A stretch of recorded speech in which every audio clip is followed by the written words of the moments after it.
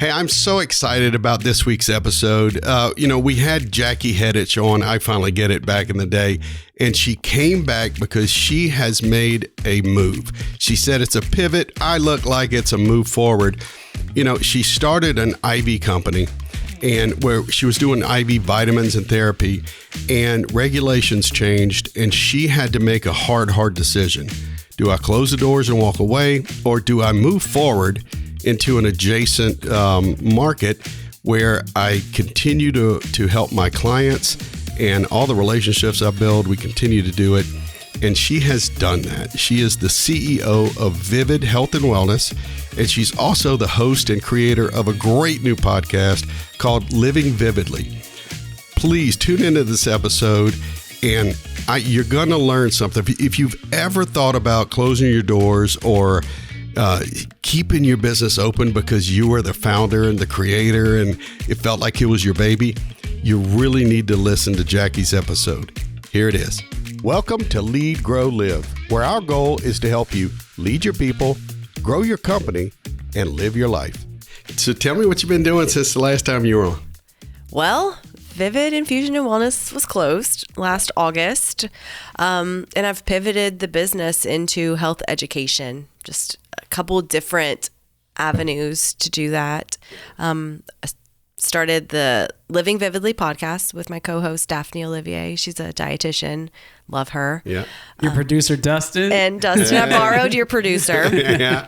I was just so impressed with your You know production. what? You can have it. Yeah, well, I don't know if I can handle him full time. Let's keep splitting him.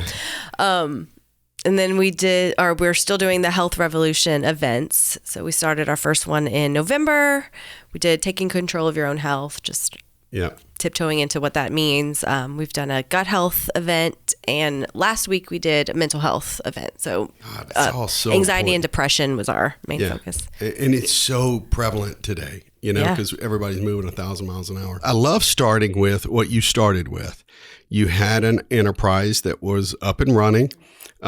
Things change, and you decided to pivot. Yeah. And so I'm telling you, so many people need to hear about that, when to close, when to keep going. Yeah. And when to pivot, and do you pivot in an adjacent market that you pull people to you? So you've made some great decisions. I can tell you personally, I stayed in one company way too long. Yeah. Because it's your baby, you know what I mean? And you don't want your baby to die. So it's hard. It was a very hard decision. So hard. So tell me what happened there and some of the thoughts you went through. Last summer, I was actually in Michigan on vacation with my kids, and I got a call from my office manager, frantic phone call. I just received a call from the news, and they're asking for a statement about the recent regulatory changes that just came down for IV clinics. And I don't know how to answer, and I don't know what's going on. So I'm like, okay, well, nobody panic, find the regulations and let's look at them. And it was like 1 or 2 p.m. in the afternoon. So I pull up the statement from, it was a medical board, I think, basically saying that nurses can't mix IV bags. It has to be a physician or a pharmacist.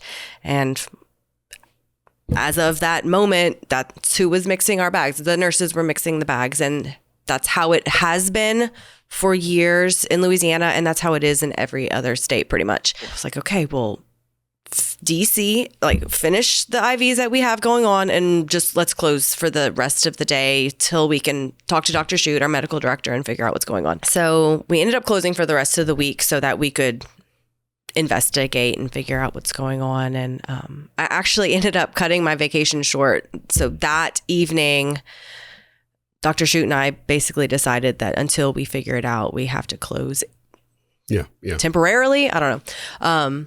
And I was on that night, I was on a sunset cruise with my kids on Lake Michigan. Just, it's so beautiful. And I was just crying. Like, what is going on? It was so stressful to be 2,000 miles away from the problem, So I packed up my stuff and drove home the next day to figure it out. And it was wild. It was such an intense roller coaster to not be in control, because I am not a micromanager, but I'm always in control of the situation. And to have this uncertainty was really not fun. So we ended up reopening for a little while. We found some workarounds. We hired a physician to basically be there full time for the next couple weeks. And I kind of felt like the Rain Man. There were so many different moving parts. Financially, there was no way I could afford to pay a physician or a pharmacist to mix the bag. That was just out of the question. The option that the medical board gave us was that we could push, instead of mixing the bags, you push it directly into the line. And all my nurses were like, that is not safer. In fact, it's more dangerous to do that. And it would take so much more time to sit over each client administering these vitamins that we couldn't see the volume that we were used to seeing. So both of those things were not making money. Yeah, correct. Or my attorney was like, you could just keep doing what you're doing because there's really no one's going to come in and do anything to you. It's just take a gamble. And I wasn't going to do that. I was never going to put my nurse's licenses. Keep him busy. Right, exactly. It's like, so I don't know. I felt like a crazy person for the next probably 4 to 5 weeks, just trying to find a solution. And every time I found a solution to the one problem, it presented another set of problems that I couldn't figure it out to make everybody happy. I couldn't make the state happy, my nurses happy. I couldn't keep my clients safe, and I couldn't stay profitable. Yeah. And the other thing is, I'm very democratic. The whole operation from day one had a loose board of directors. I had my managers, I had my medical director, and my husband, who's like the business guy behind the scenes. And we were all in on these conversations the whole time. That's a very good lesson right there. Yeah. My staff was involved in every single thought process that I had. And it was about 4 or 5 weeks in, and called a meeting with everybody, and I think that we have to call it. I don't think that we can keep going. And it was like this relief that came over everybody, even though it wasn't what we wanted to do. And it's not what they wanted to hear, certainly, because they loved their jobs. Mm-hmm. I mean, I was very lucky to have people that loved working for me, but we all knew that it was the right thing to do. And I'm also kind of woo in the fact that I feel like the universe and God guide me. If you listen, you kind of know what you're supposed to do. Mm-hmm. Yeah, I always say man's rejection is God's protection. Yeah. And so you ultimately guided you to here. But I don't want to walk too far away from you felt like a crazy person. Yeah. So describe that, because anybody out there that will ever listen to this that is thinking about closing the doors to their company and thinking, I started it. Yeah, it's my baby. I can't stop it. Sometimes it's a pretty bad mistake. So yeah. It's like beating a dead horse. I mean, I hate that saying. It can be. Yeah. But you involved everybody. Everybody was part of the, let's save it. Let's, but then you each get to a point where we kind of know the truth. Yeah. And because we've been involved, we can move on in a healthy way. Right. Yeah. I had a lot of pressure from our clients because they loved our services. No one wanted us to close. And it was a beautiful thing too, to see the community rally around us, like whatever, like we're waiting around for you and we're just waiting for the day that y'all are fully reopened. And I wanted to make them happy and continue to serve them. And we were on the news about it too, which was a blessing and a curse. It was very public. I had doctors calling me from out of state wanting to buy it to keep it alive. And I was like, okay, well, that'll keep everybody happy. That'll keep my clients served. But it was my baby. Like you said, I created this thing. Every single aspect of it was my child. And I didn't want to see it continue under somebody else and it changed, because I created something very special. We created something very special. There was not going to be a Vivid infusion and wellness without me, Emily, Callie, Dr. Shoot, like the thing that it was in that current. I just didn't want to see it change too much. But I also knew that it wasn't serving my life so much anymore. It was draining me, my soul. My family wasn't getting the best version of me.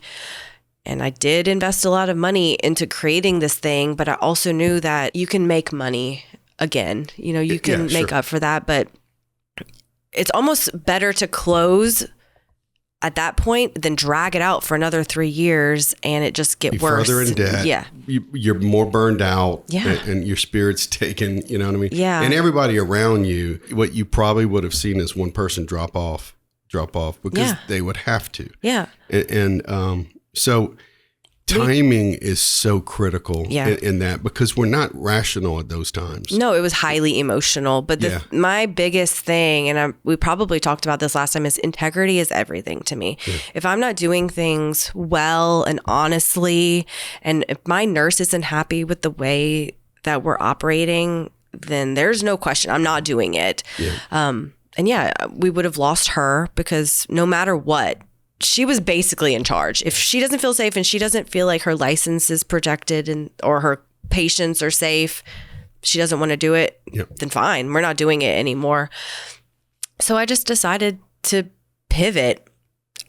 After I decided to close, it was like this, we're semi-closing. I knew that the Vivid brand, I think that was the most difficult part for me, because I created Vivid and I didn't want to see Vivid die. But I knew that there was something more important to do. So let's talk about that process of pivoting.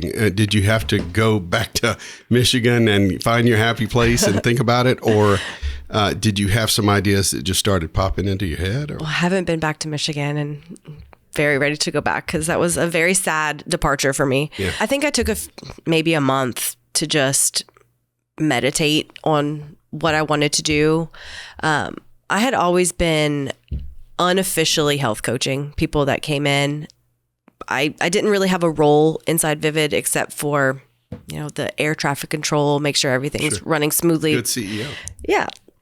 Just making sure everyone's happy and making sure the ship's afloat. But I would sit and talk to our clients for the whole 45 minutes that they were getting an IV and just listen to them. I would hear all sorts of different stories about family problems, gut health. Everyone's on a unique journey with their health, and kind of just became a sounding board for everybody. And I realized that was one of my favorite things, is just to help people find the next step in their journey, and also refer to providers locally that could help them. Yeah. That was my favorite thing, is, you know what? I know this OB, or I know this gastroenterologist. The right person for that person. Right. Because you don't know. I mean, no one knows what they don't know. Yeah. And I had this great network of medical professionals, because we were operating with such high integrity. We got a lot of people referred to us by providers, and I just happened to know them socially, So I got lucky in that regard. And I realized that that's what I wanted to do next. That was more important to me, is just to help people, like bridge the gap between people that are looking for help on their health journey and the people that can help them do that, whether it's a dietitian, a gastro, a therapist, housekeeper, whatever. Mm-hmm. And that's my new mission. I love it. So tell us more about like the series, and you created the podcast and you're hosting a new podcast. Yeah. And it's very, very good, by the way. Thank you. Yeah. We're having a lot of fun. Dustin makes it look awesome. Makes us look professional. Stop it. Oh, shucks. Yeah. That was probably, I don't remember which came. Oh, you know what? The health revolution did come first. Did it? All right. It did, because let's hear the next step. So let's hear about the revolution. Well, through closing, I was introduced to Dr. Ed LaFleur, who I just adore. So great. Yeah. I call him our fearless leader, because he's just such a brave, honest doctor, and I really admire him. So we got to know each other, and much of what I say is what we talked about, just people needing help along their health journeys. And so we went to lunch a few times, and I got to know he and his wife, and we decided to put on this health revolution event, just taking control of your own health. What does that look like? So we partnered up with Daphne Olivier, the dietitian who I currently co-host my podcast with, and my friend Mary Beth Moss, who's a physical therapist. And we just had no idea what we were doing, but we knew that we all like to talk about this stuff. So why not do it in front of a crowd and invite everybody to come be a part of it? There's like a panel. It was. Different expertise. Yes. And it's a panel, and people can come in and just listen and also interact. So that's huge. The first half of it, we just kind of have a theme and we all talk about it. I moderate the conversation, kind of keep it flowing. And then the 3 panelists just drop knowledge.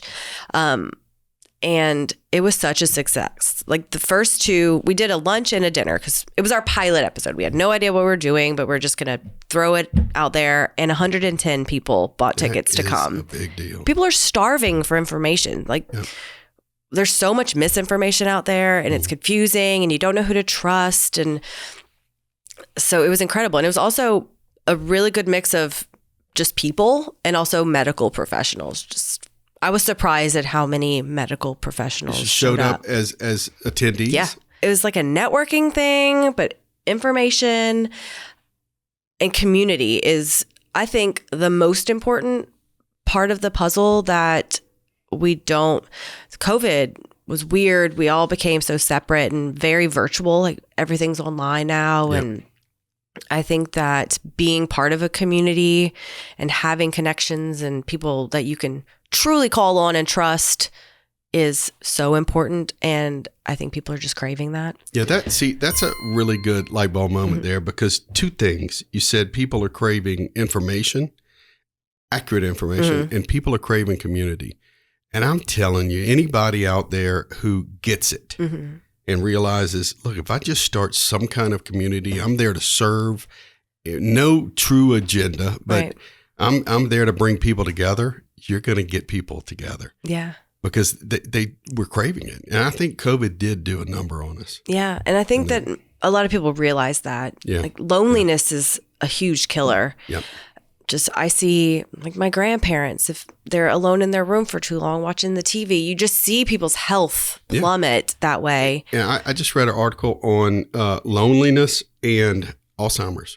Yeah, I believe that. The impact. And even before loneliness, one of the things that gets them lonely is hearing, which I was shocked.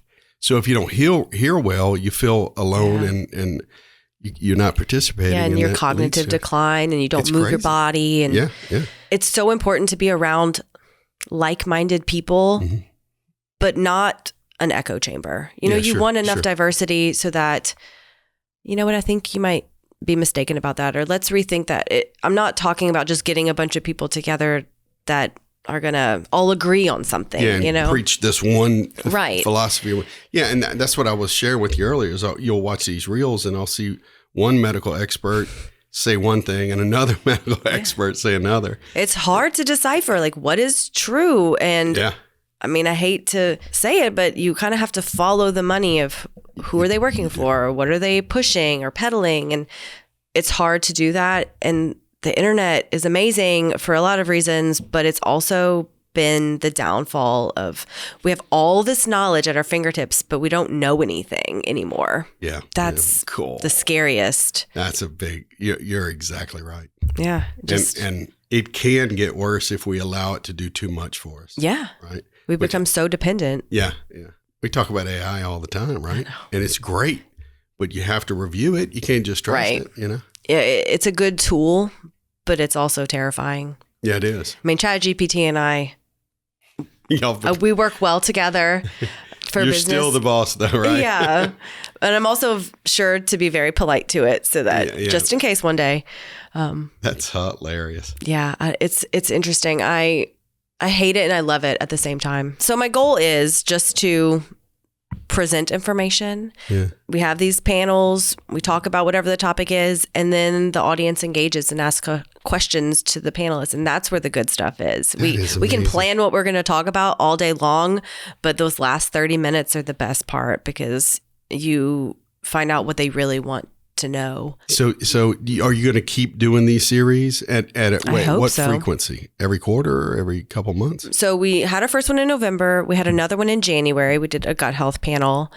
We were going to have another one in March, but Mardi Gras and all that, it was a busy time of the year. So we skipped that one and we just had our mental health panel in May. We're reevaluating right now to see how often we should do them. City Club wants to talk to us about possibly partnering up and sponsoring that, which would be amazing because it does cost a lot of money to put these events on. Right now we have a women's health on the books, and we don't know what the other topic is going to be yet. So we'll see what next year it might be quarterly or maybe you'll figure it out twice. We don't know. Yeah.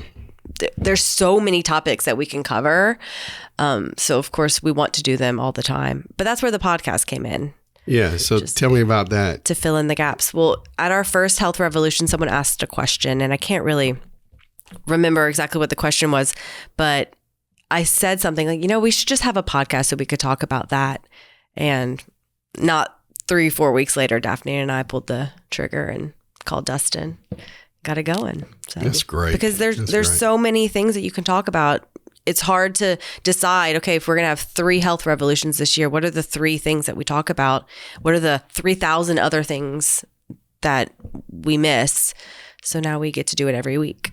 Yeah. So it's once a week. Every Tuesday. Living Vividly, right? Yes. And you can find it wherever podcasts are. All the places that podcasts are.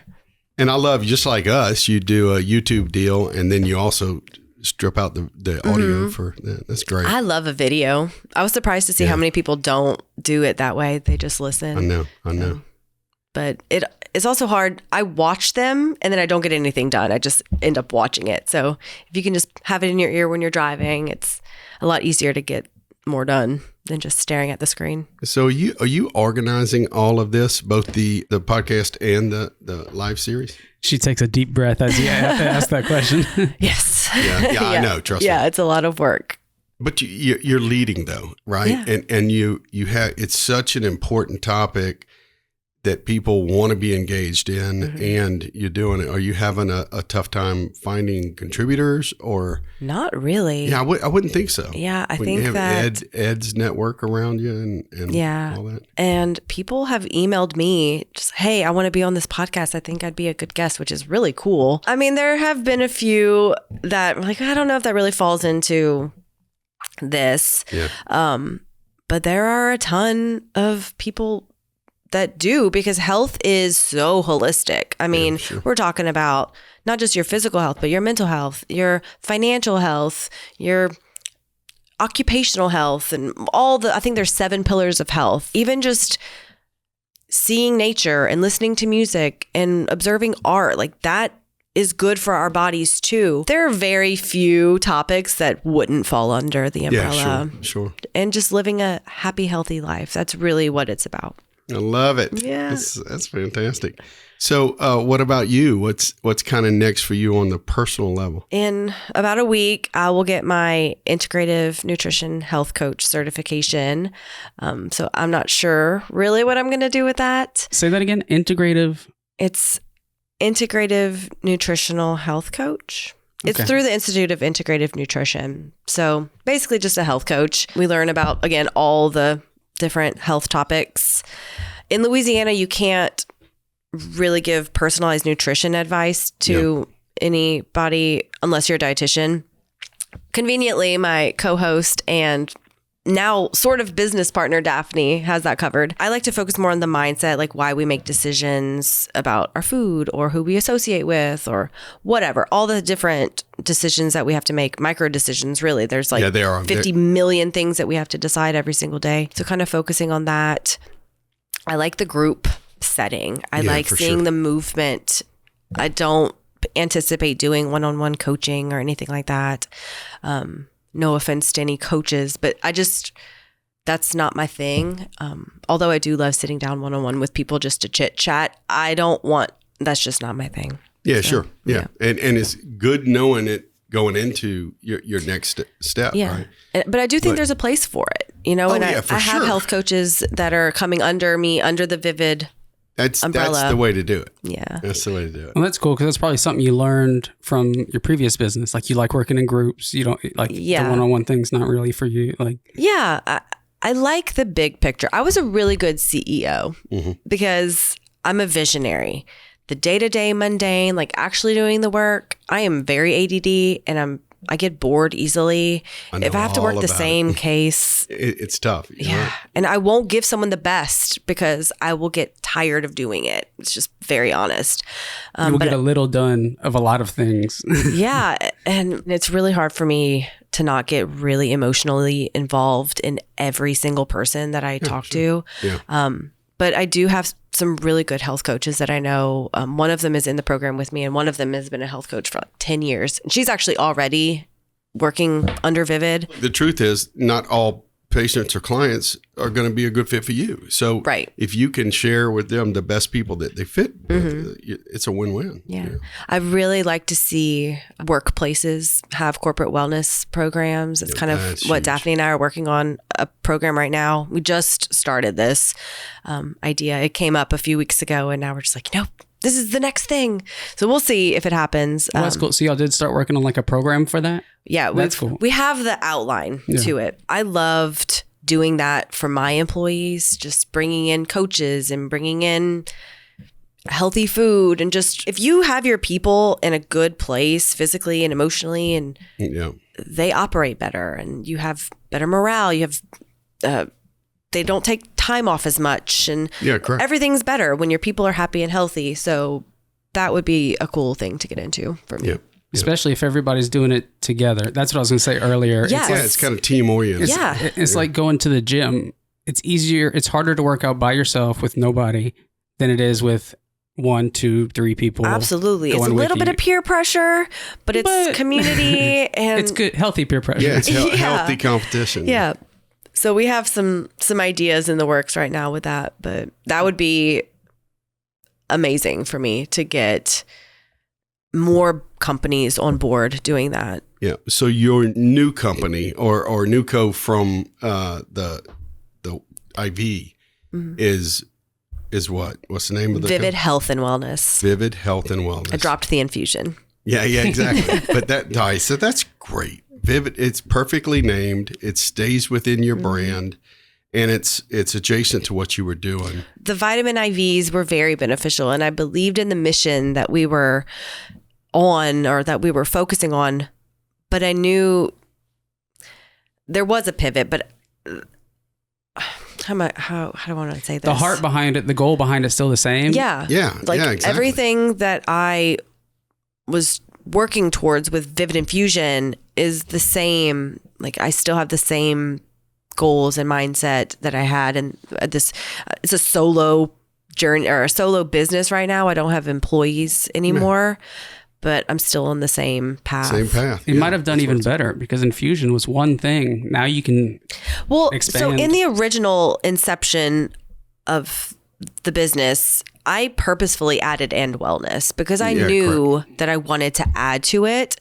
I didn't know that I was going to subtract from it, but you were on the track though with the coaching, and so it's perfect. And day one, I kind of thought about it, and I had a business partner at the time, and she was like, "I don't think we need to do that," so I just didn't do it. And so who knew? I think that everything happens for a reason. Absolutely. This was not a failed business, in my opinion. I still am very proud of Vivid. I still talk to a lot of clients. A lot of our clients have become my really good friends. I still talk to my staff pretty regularly. We built something amazing, and it was just time to hang our hat. And you can only control what you can control. Right. When the regulations change, it becomes inequitable, and then you have to move forward. So it really was a forward move. Yeah, I think so. And so I'm proud of you, because too many of us, and I say us because I mean me too, there was a time when I waited way too long to sell the company I ended up selling. I just, there were 3 times when I should have closed the doors, but you got to one and you said it doesn't make any sense anymore. So I'm proud of you. I'm proud of myself for how we handled it. And I'm also very lucky that I was able to listen to all the voices coming at me. I was making the best decision for everybody, not just for me and my ego, because I created this thing and I was going to see it live, and everyone is better off now because we made this move. Made the right decision. And look, so that's another light bulb moment, because you talk about your ecosystem, your community of team members, providers, and everybody you had, brought together, and you listened to their voices. And so many companies out there, it's sort of a dictatorship, and dictatorships can work, but you said yours was more of a democracy, and I like team-led companies, right? And so listening to those folks, I mean, obviously you trusted them if you had them around you, and their voices and their mind was important. Can you talk about that briefly? Just what it meant to you to have them there? There would have not been a Vivid without the people that we had. I was very lucky, especially Emily and Callie, my main managers, my office manager and my nurse. They were there from before day one. They started about 2 weeks before we ever opened. So they set up the clinic with me. They created the menu and they did everything with me. There was not going to be a Vivid without them. And I knew that if we were going to close, I needed to make sure that they were in a good place. That was almost one of the biggest parts of it. For sure. Day one, when the regulations stuff started, Callie, start sending your resume. I started sending her resume to people even before we knew for sure that we were going to close. And when she started getting interviews and she started getting offers, that's when I knew that it was safe to close. Yeah. And Emily was expecting a baby and she was wanting to take time off and probably not come back to work anyway. So I was going to have to hire a new nurse to take over. So it was like the stars kind of aligned and I knew that they were going to be in safe, solid places. And I mean, Dr. Schute's got his own thing. He didn't. Yeah, sure. I just wanted to make sure all my little chickens were in their right place before I made a huge decision. And they mean everything to me still. Like I've considered them my little sisters because I owe a lot to them for helping create something amazing, because truly, like, I was not there most of the time. Our clients may or may not know that I even existed.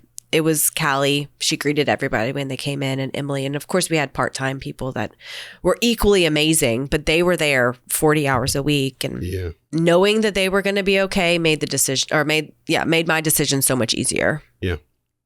So let's talk about life. And again, I go back to, you said you felt like a crazy person during that time, and I get that so much. But you made the decisions to start Vivid, the IV, and there was probably so much excitement around that. Do you feel the same excitement around these new aspects of the program? I do.